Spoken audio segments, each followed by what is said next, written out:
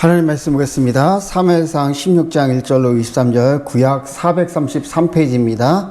구약 433페이지, 사무엘상 16장 1절로 23절입니다. 우리 다 찾으셨으면 한 절씩 기도하고 맨 마지막 절 함께 읽도하겠습니다.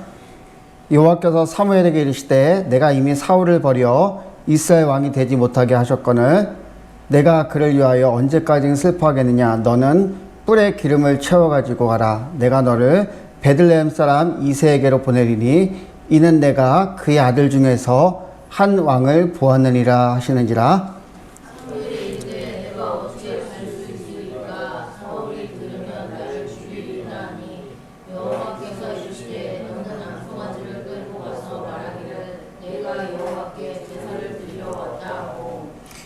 이새를 제사에 청하라. 내가 내게 행할 일을 가르치리니 내가 내게 알게 하는 자에게 나를 위하여 기름을 부을지니라.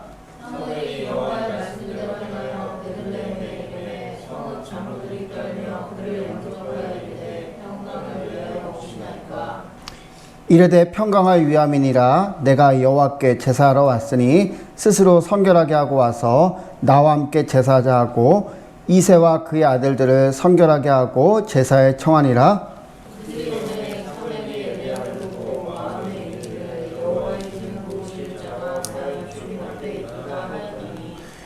여호와께서 사무엘에게 이르시되 그의 용모와 키를 보지 말라. 내가 이미 그를 버려놓으라. 내가 보는 것은 사람과 같지 아니하니 사람은 외모를 보거니와 나 여호와는 중심을 보느니라 하시더라.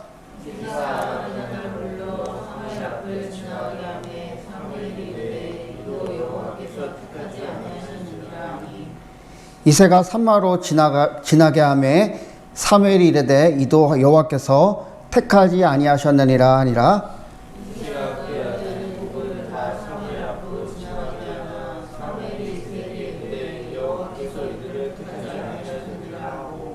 또 사무엘이 이새에게 이르되 내 아들들이 다 여기 있느냐. 이새가 이르되 아직 막내가 남았는데 그는 양을 지키나이다. 사무엘이 이새에게 이르되 사람을 보내어 그를 데려오라. 그가 여기 오기까지는 우리가 식사 자리에 앉지 아니하겠노라. 이에 사람을 보내어 그를 데려오매 그의 빛이 있고 눈이 불편하고 얼굴이 아름다우더라. 여호와께서 이르시되 이가 보니 일어나 물을 부으라 하시니라. 사무엘이 기름 뿔병을 가져다가 그의 형제 중에서 그에게 부었더니 이날 이후로 다윗이 여호와의 영에게 크게 감동되니라. 사무엘이 떠나서 라마로 가니라. 여호와의 영이 사울에게서 떠나고 여호와께서 부리시는 악령이 그를 번뇌하게 한지라. 사울의 신하들이 그에게 이르되 보소서 하나님께서 부리시는 악령이 왕을 번뇌하게 하온즉 원하건대 우리 주께서는 당신 앞에서 오시는 신하들에게 명령하여 죽음을 잘 타는 사람을 구하게 하소서. 하나님께서 부리시는 악령이 왕에게 이를 때 그가 손으로 타며 왕이 나으시리이다 하는지라. 사울이 신하에게 이르되 나를 위하여 잘 타는 사람을 구하여 내게로 데려오라 하니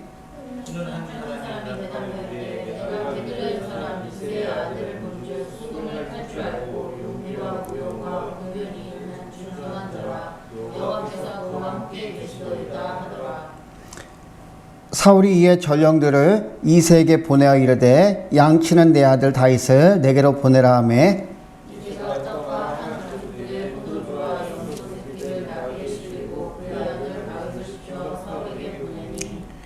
다윗이 사울에게 이르러 그 앞에 모셔 서매 사울이 그를 크게 사랑하여 자기의 무기를 드는 자로 삼고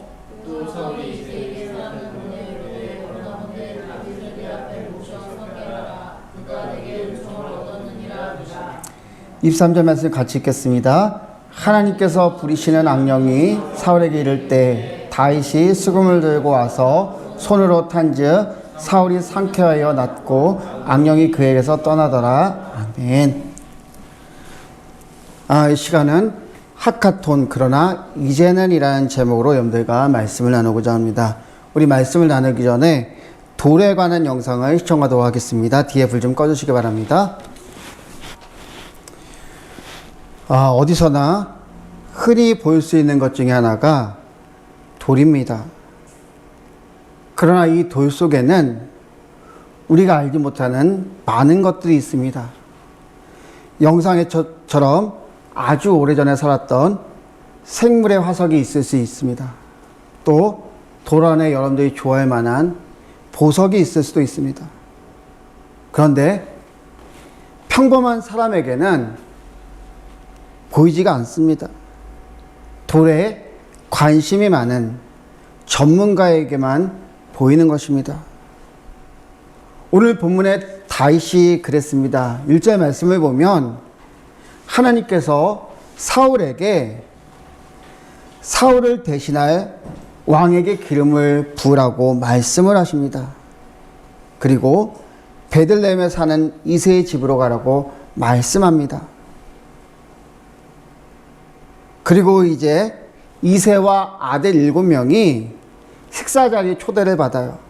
그런데 다윗은 그 자리에 초대받지도 못했다라고 하는 것이에요.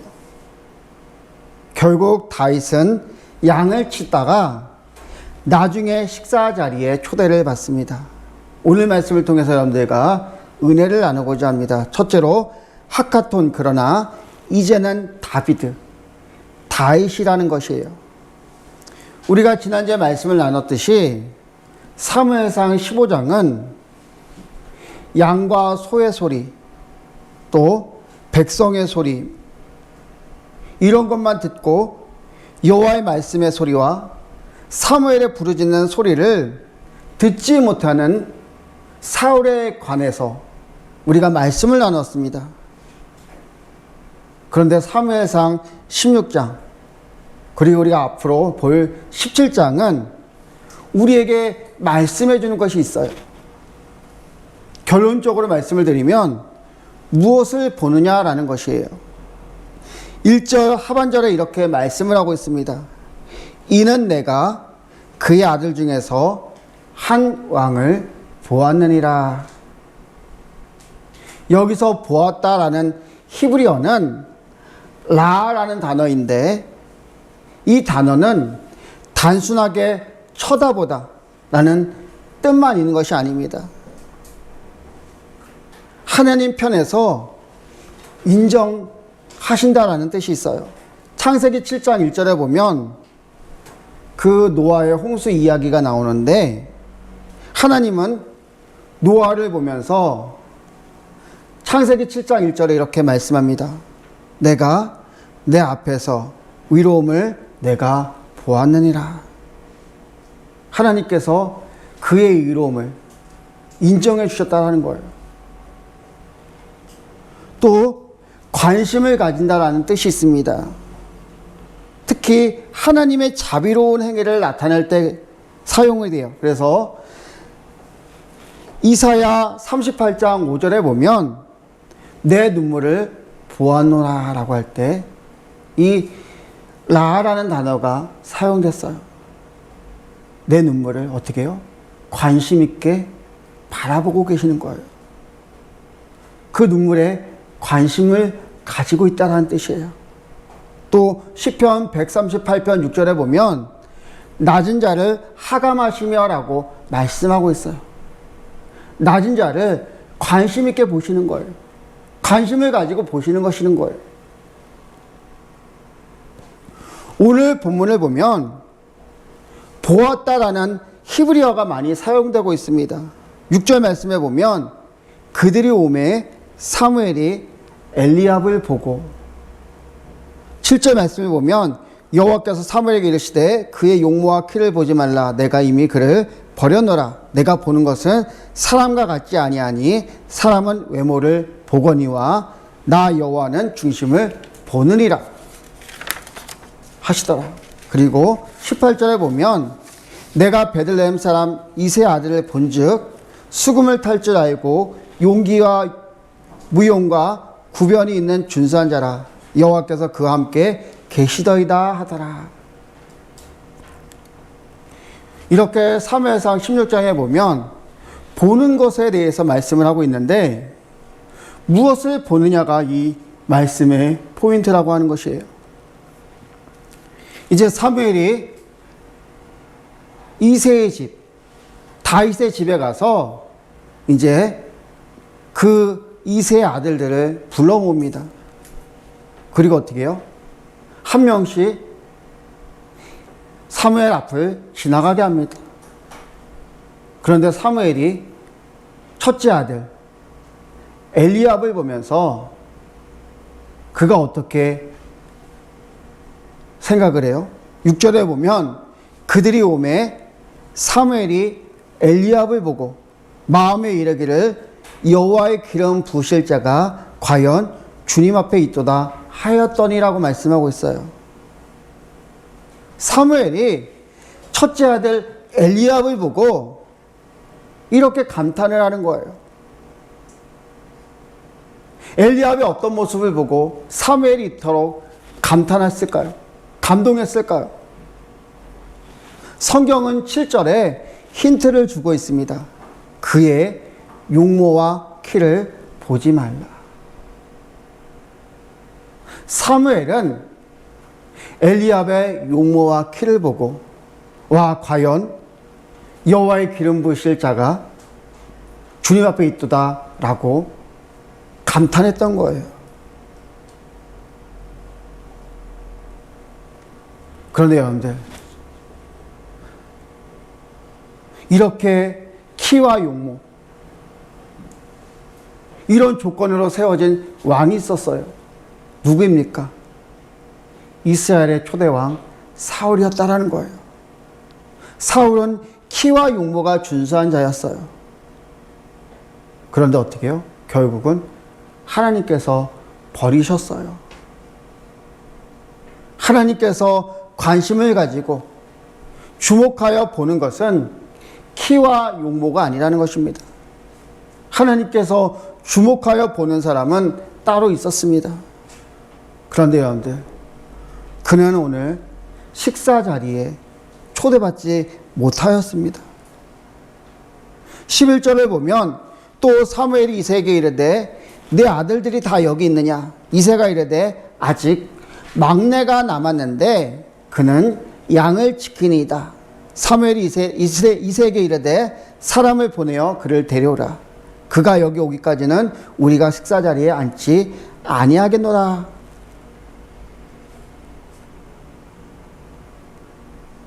아직 누가 사무엘 앞을 지나지 않았어요. 막내였던 다윗이 사무엘 앞을 지나지 않았습니다. 그런데 여기서 우리가 주목해야 할 단어가 있어요. 11절 말씀에 주목해야 할 단어는 막내라는 단어예요. 6절과 10절까지 보면 이 세 아들들의 이름을 기록하고 있어요. 엘리압과 아미나답과 삼마. 그 뒤에 또 세 아들이 있었을 텐데, 네 아들이 있었을 텐데, 그 아들들은 보기에 그렇게 의미가 없던 사람이었던 것 같습니다.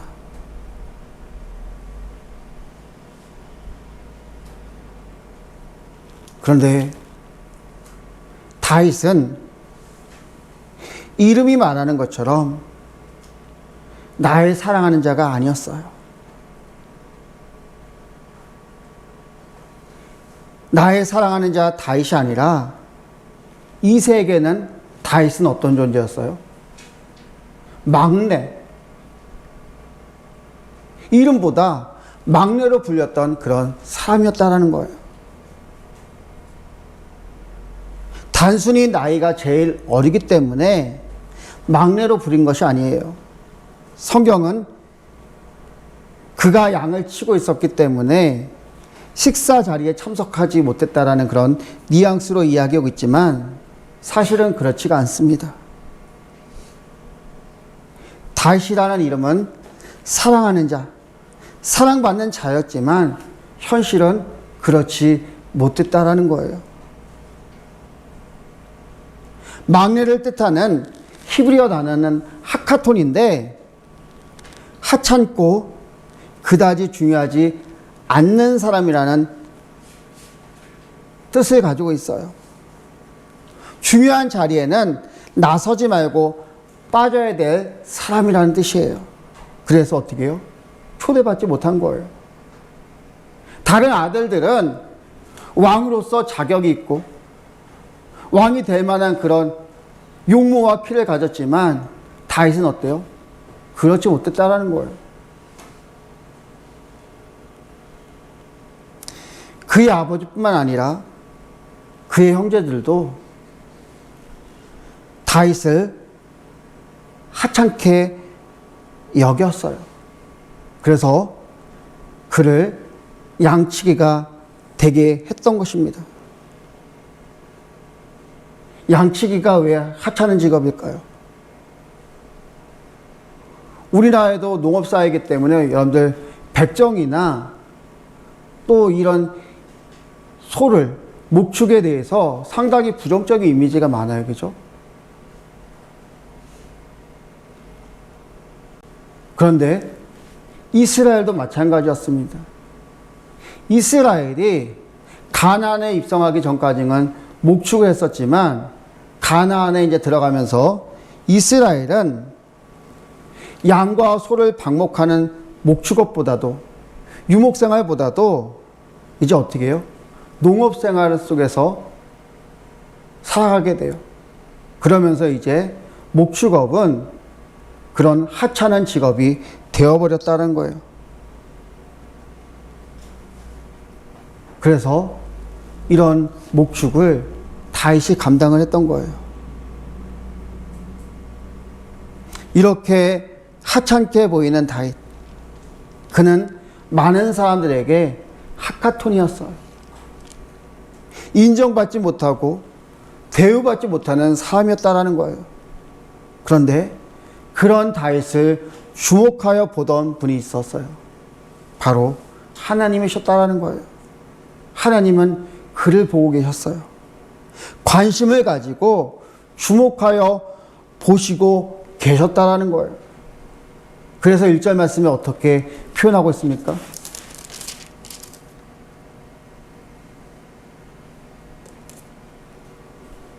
이는 내가 그의 아들 중에서 한 왕을 보았느니라.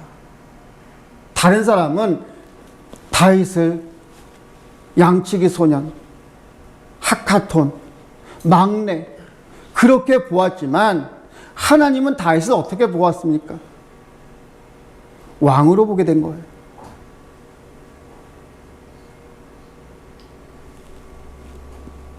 사람들이 거들떠도 안 보는 그런 다윗을 하나님은 왜 관심을 가지고 주목하여 보시고 계셨다고 여러분들 생각합니까? 다윗이 특별한 존재입니까? 아니었어요. 다윗은 많은 사람들이 평범하게 보는 그런 사람이었어요. 어쩌면 좀 부족하게 보는, 연약하게 보는 그런 사람이었어요. 그런데 왜 하나님은 이 다윗을 대단하게 또 왕으로까지 부었을까요? 7절 하반절을 보면 이런 표현이 있습니다. 나 여호와는 중심을 보느니라. 사람들은 어떻습니까? 외모를 봅니다. 키를 봐요. 그런데 하나님은 어떻게 해요? 중심을 보시는 거예요.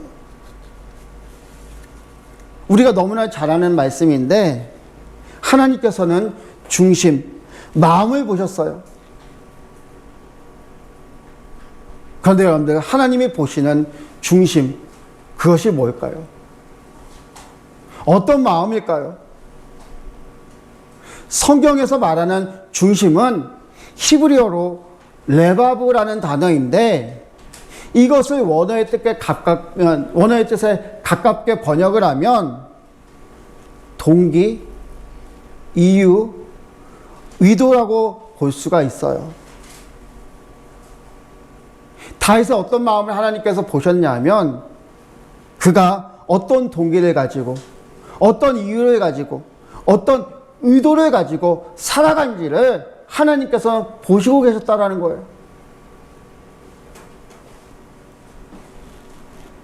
그가 살아가는 이유가 무엇인지, 왜 열심을 내는지, 어떤 목적을 가지고 살아가는지 하나님께서 보셨다라는 거예요. 하나님께서 주목하는 사람은 바로 이런 사람이에요. 살아가는 이유가 하나님이어야 됩니다.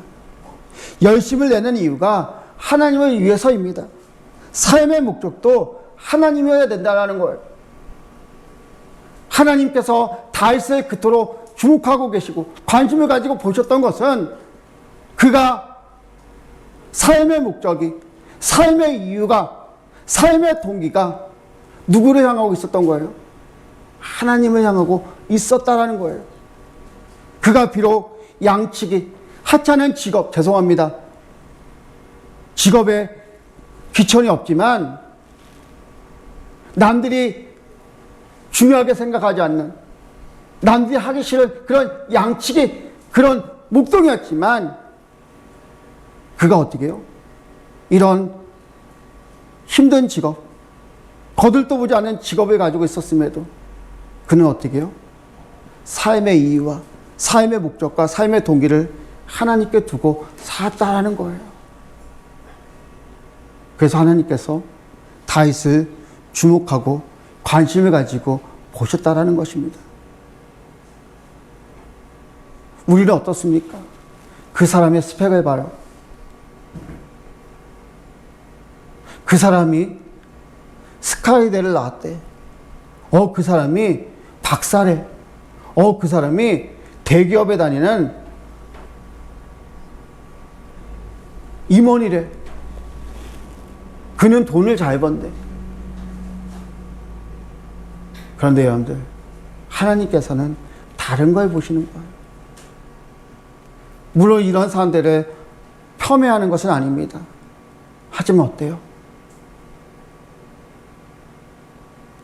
우리가 봐야 되는 것은, 우리가 세상 사람들 봐야 할 때 중요한 것은 뭐예요? 그 안에 하나님이 계신가라는 거예요. 인생의 성공은 어디에 있습니까?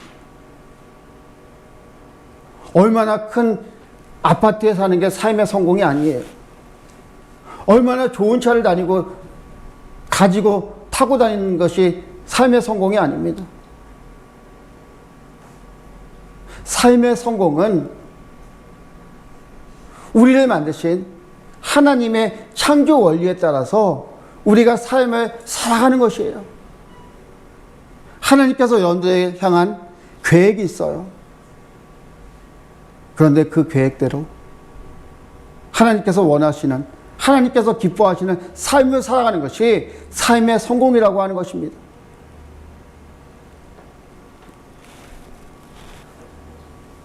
이럴 때 어떻게 해요? 하나님께서 하카톤 인생을 다비드 인생, 사랑받는 인생으로 바꿔주신다는 것입니다. 말씀을 나누기 전에 우리 영상을 보았는데 우리는 겉으로 보기에 돌 같은 존재예요. 그러나 그 안에 뭐가 있습니까? 고귀한 것이 있어요. 값비싼 것들이 있어요. 보석이 있습니다. 바로 주님이 계신 거예요. 사도 바울은 고린도후서 4장 7절에 이렇게 말씀을 하고 있습니다. 우리가 이 보배를 질그릇에 가졌으니 이는 심히 큰 능력은 하나님께 있고 우리에게 있지 아니함을 알게 하려 함이라. 우리가 그렇게 자랑을 합니다. 우리의 스펙을 자랑해요. 나의 학력이 이렇다고, 내가 이런 집에 산다고, 내가 이런 기업에 다닌다고, 내가 이렇게 잘났다고 라고 이렇게 뻐기면서 살아가는데 성경은 분명하게 말씀하고 있어요. 질그릇에 가졌으니. 우리는 어떻습니까? 흙으로 만들어진 연약한 존재예요. 결국 거기서 거기에요. 그런데 우리가 어떻게 값진 인생을 살아갈 수 있어요? 어떻게 우리가 위대한 인생을 살아갈 수 있습니까? 이 질그릇 안에 보배. 이 보배가 있기 때문에 우리가 귀한 존재로 살아갈 수 있는 거예요. 여러분들 영화에 보면 그 보물섬을 찾아가는 그런 영화가 많이 있어요. 이 보물섬, 이 찾아가기 위해서는 뭐가 있어요? 보물지도가 있잖아요. 그죠? 이제 보물, 선을 찾아가는 그런 지도가 많이 나오는데, 막상 이제 그 보물선을 찾아내서 그 안에 이제 보물함을 보면 어떻습니까? 겉은 시간이 오래 흘러서 어때요? 낡았어요. 사람들이 이 낡고 추한 이 보물함, 이 겉면을 보고 그것을 찾아다니는 것이 아니에요. 뭘 보고 거기까지 찾아가는 거예요? 그 안에 보물을 보고, 그 안에 황금을 보고, 보석을 보고 찾아가는 거잖아요. 그죠? 그 보물함이 보물함인 이유는 그 안에 보석과 황금과 화려한 그런 것들을 가지고 있기 때문에 그것이 보물함인 거예요. 우리의 인생도 마찬가지입니다. 겉으로 보기엔 하찮아 보일 수 있어요. 겉으로 보기엔 연약해 보일 수 있어요. 하지만 우리 안에 무엇이 있습니까? 보배가 있습니다. 우리 안에 하나님이 계세요. 우리 안에 주님이 계시기 때문에 어떻습니까? 우리가 인생을 귀한 인생으로, 아름다운 인생으로 살아갈 수 있다는 것입니다.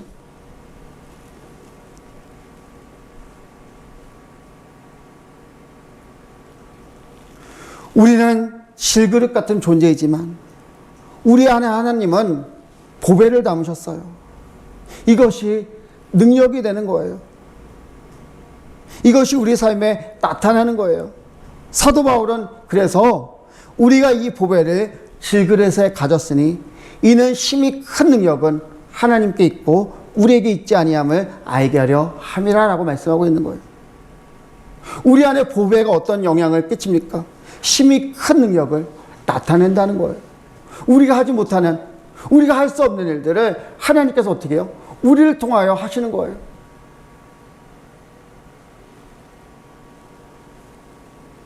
아까도 영상을 보았지만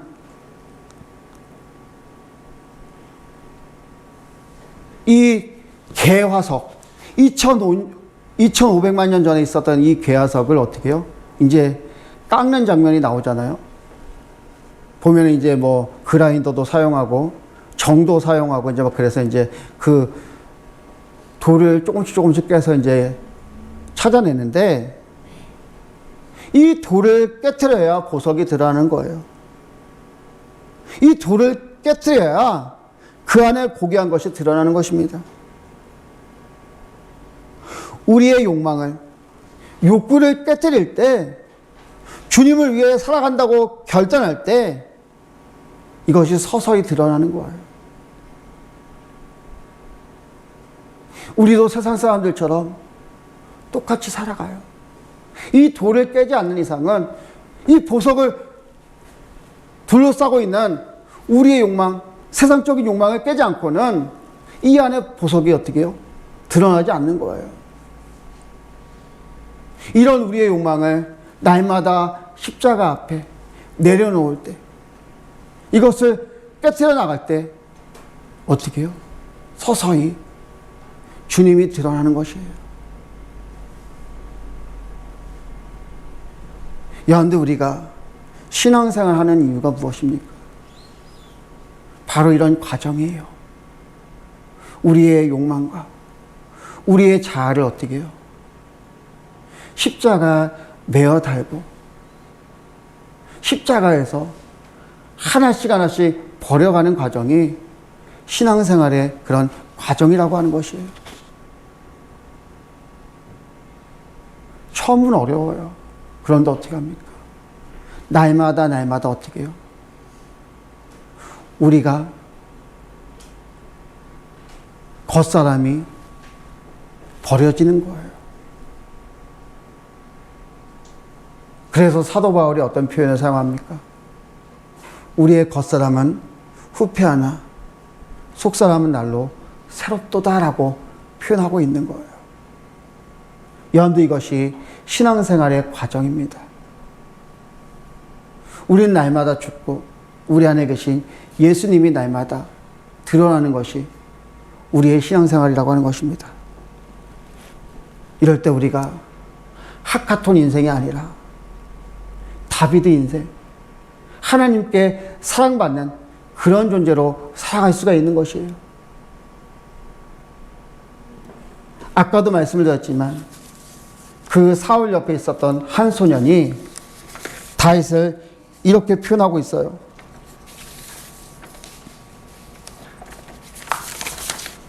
18절에 보면 내가 베들레헴 사람 이새의 아들을 본즉 수금을 탈 줄 알고 용기와 무용과 구변이 있는 준수한 자라 여호와께서 그와 함께 계시더이다 하더라. 세상 사람들도 어떻습니까? 이새의 아들 다윗을 보면서 어떻게 표현을 하고 있어요? 여호와께서 그와 함께 계시더이다 하더라라고 표현하고 있어요. 그가 양치기 목동으로 살았지만 그에게 가장 중요한 것은 어떤 표현입니까? 여호와께서 그와 함께 계시더이다 하더라. 바로 이것입니다. 우리가 세상 속에 살아갈 때, 그 성도님은, 그 목사님은, 그 집사님은, 그 친구는 여호와 하나님께서 그와 함께 계시더이다라는 표현이 세상 사람들로부터 들어야 될 우리에게 표현이에요. 여러분들의 말씀 맺도록 하겠습니다. 하카톤 같은 인생은 우리에게 중요하지 않아요. 세상 사람들은 우리에게 별로 주목하여 보지 않을 수 있습니다. 그런데 여러분들, 이 하카톤 인생을 다비드 인생으로, 사랑받는 인생으로 바꾸시는 분은 하나님이세요. 그 하나님을 믿고 살아가는 복된 한 주간 되시기를 주님으로 축원합니다. 이 시간 복음성가 하나님 아버지의 마음이라는 찬양을 부르신 후에 1분 정도 통성을 기도하도록 하겠습니다.